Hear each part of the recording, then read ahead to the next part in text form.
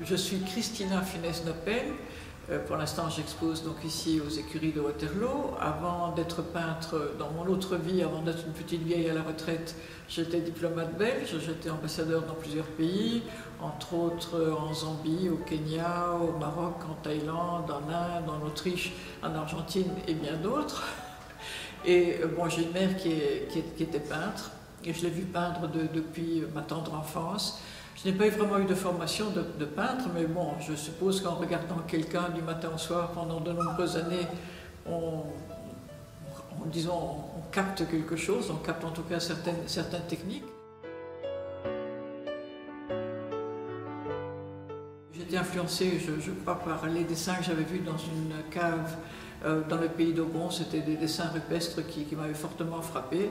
Et en rentrant de ce voyage, j'ai commencé à peindre et je peins à l'huile. Et je crois qu'au début, on peut effectivement voir l'évolution. Au tout début, vous avez des tableaux là qui sont vraiment tout à fait ethniques. Et puis par la suite, je suis devenue presque ethnique abstraite. Quelque chose entre les deux.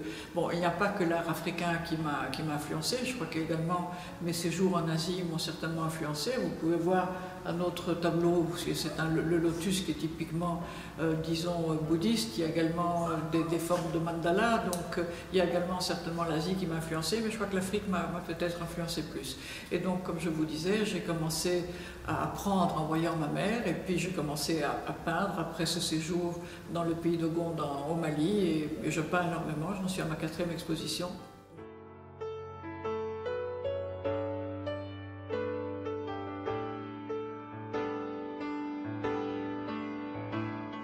D'autre part, le second artiste est un sculpteur animalier, Pierre de Ganay, qui nous présente ici une sélection de pièces en bronze très réalistes.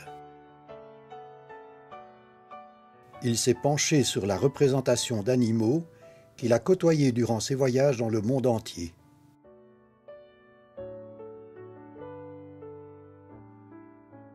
Très belle exposition à ne manquer sous aucun prétexte.